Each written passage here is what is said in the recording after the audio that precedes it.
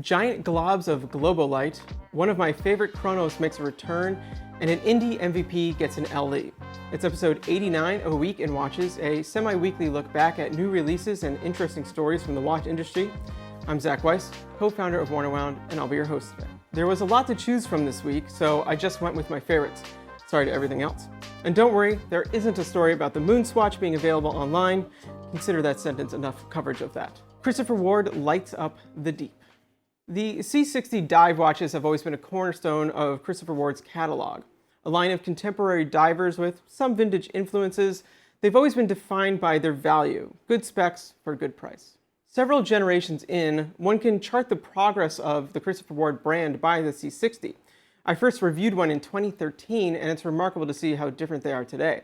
A perfectly competent dive watch with a Solita movement for around $600, it was a great value, but the design felt like a mishmash with a wave dial, cathedral-esque hands, and typical baton and circle markers. And the finishing was nothing really to speak of.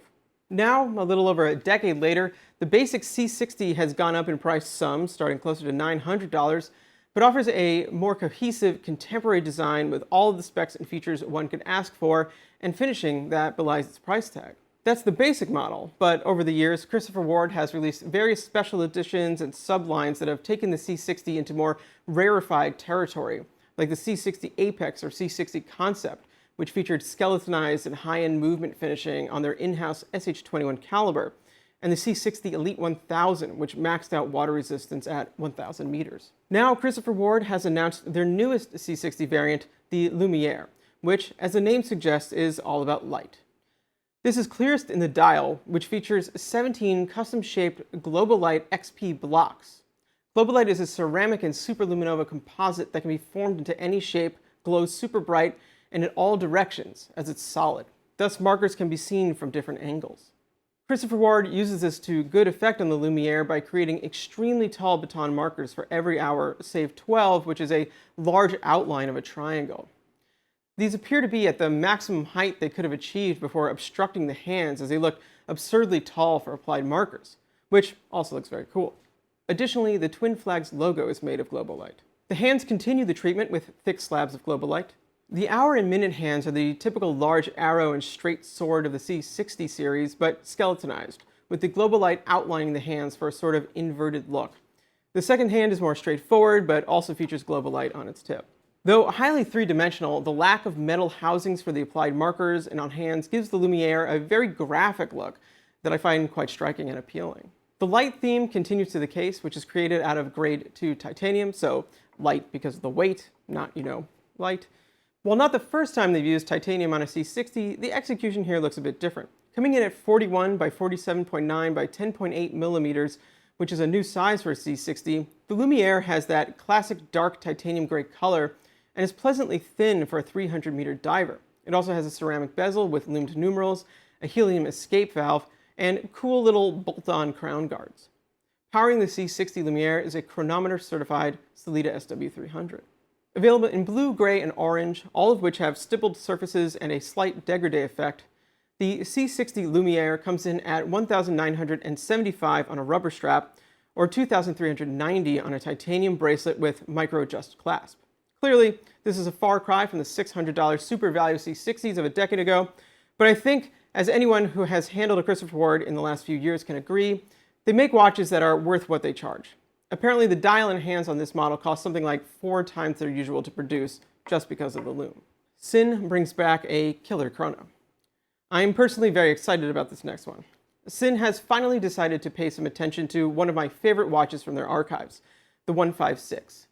Not just reviving it, but seemingly breathing some new life into it as well. The 156 has an interesting story that I will do my best to sum up quickly here.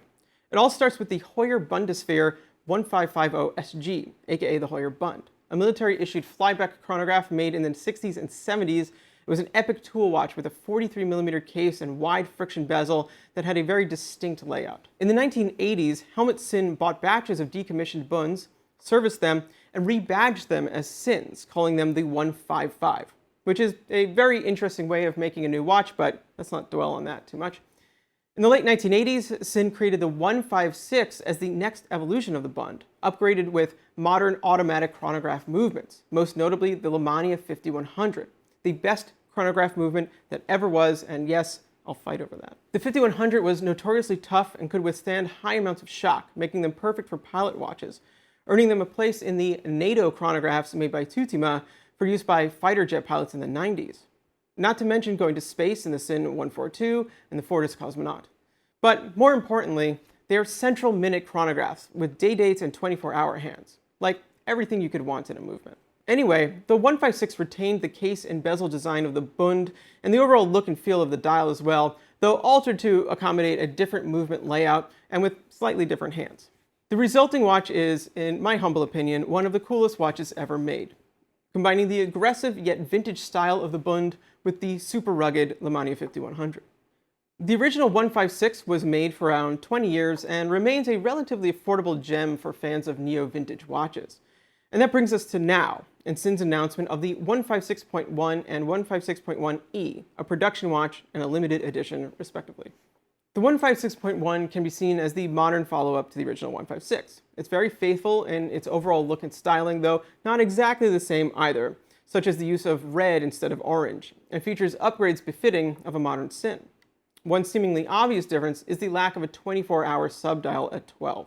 While this seems like a big departure, it is because of the movement used, which I will get to in a minute, but also has precedence, as there was a version of the 156 that used the Lumiére 5012 caliber with the same layout. Those seem to be incredibly rare, however, as I've literally never seen one come up for sale, and yes, I keep an eye out. The 156.1 is still 43mm, which is large but accurate, and 15.5 millimeters tall, which is also about the same. The steel case is bead blasted and has drilled lux, as it should. Some upgrades include 100-meter water resistance, a sapphire box crystal instead of acrylic, and the bezel is now Sinn's black hard coating over tegimented steel, so it should be very resistant to scratches. A logical touch. Powering the 156.1 is the Sinn SZ01 caliber, as Lumiére 5100s are sadly long out of production. Developed by Sinn and based on the Valjoux 7750, the SZ01 brings back the central minute counter of the Lumiére 5100. The SZ01 isn't new and has been featured in various Sinn watches before, but they don't use it very often either. Obviously, this was the correct choice for the 156.1. Sinn also announced a limited edition version, the 156.1e, which, well, is kind of a strange watch. I don't dislike it, I just don't quite get it. At a glance, it looks like a Fotina 156.1, which it sort of is. But it's also sort of a nod to the 155, or Hoyer Bund 2. You see, there's no use of color. Rather, ivory lume replaces any white lume that you would have found on the other version. The central seconds and minutes chronos are white, rather than, say, a faded orange, which would have made sense for a 156. But to make matters weirder, the sub-second hand is painted ivory. It's not lume, but it looks like it's aged lume. Also, the bezel is dark gray rather than black for a slightly faded feel, which looks awesome, admittedly. And then there's the date window. Seemingly out of nowhere, or an IWC Mark 17, the date window has transformed from a square to an arc based on the Colsman altimeter design, thus showing the current date as well as before and after. This is a very modern detail in the middle of a design that seems to be trying to look aged. Like I said, I just don't really get it. With that said, I think it looks kind of cool. The ivory color is appealing, the gray bezel is gorgeous, and the altimeter date balances with the text next to it. It's just so weird. Anyway, the 156.1 is priced at $4,540 on leather and $4,780 on steel. The 156.1e is limited to 300 pieces, costs $4,970, and includes both a strap and a bracelet. Both are available to order now. And if you're looking for a smaller version, you can get the Sinn 256, like I'm rocking here. Louis Erard teams up with an indie MVP. So far this year, we've seen Louis Erard launch a tourbillon with Alain Silberstein, and then a collaboration with Cedric Yoner, a real insider's indie watchmaker. Some mainline pieces like a new enamel regulator, and a follow-up to their Metropolis in green. So a pretty solid year so far. But their newest launch is definitely the one that will turn the most heads, assuming those heads are attached to watch enthusiasts with an interest in independent watchmaking. Louis Erard has teamed up with Stefan Kudoke, a German watchmaker whose popularity has boomed in indie circles in the last few years. Stefan Kudoke's specialty is in movement engraving and finishing. His website is split into two categories, Kunstwerk and Handwerk. The former are his artistic creations where he painstakingly carves and engraves on movements, dials, and even cases to create whimsical works, such as the remarkable Kudoctopus, which is, yes, a movement carved to look like an octopus. The handwerk line, in contrast, focuses on hand finishing of components and features a far more traditional aesthetic, as well as their first in-house caliber. In the last few years, these are the watches that have really caught on with collectors, as they offer a high level of fit and finish executed by hand at relatively reasonable prices for what they are. They start at around $9K. Kudoke also won a GPHD award for the Kudoke 2 model in 2019. This line serves as the aesthetic basis for the collaboration with Louis Erard. Based on the 42mm Excellence Le Regulateurs model, the Kudoke models feature certain hallmarks of his designs, such as applied rhodium-plated tracks, heat-blued hands, an infinity symbol hour hand, and applied nameplates. 3 of the 4 models also feature matte surfaces in muted colors, making them truly look like they are part of Kudoke's catalog. Speaking to traditional watch decoration, all versions also feature hour subdials with clou de Paris or hobnail textured surfaces, which adds a point of focus as well as makes the hour hand stand out for greater legibility. The Louis Erard x Stefan Kudoke Le Regulateurs come in light blue, green, or purple for $5,250, or mother of pearl, which adds an extra layer of luxury, for $5,900. Blue and green are limited to 100 pieces, while purple and mother of pearl are limited to 78 pieces. And that's all I got for episode 89 of A Week in Watches. Like and subscribe if you haven't already. Be sure to check out wornandwound.com daily for more great watch content, and we'll see you next time.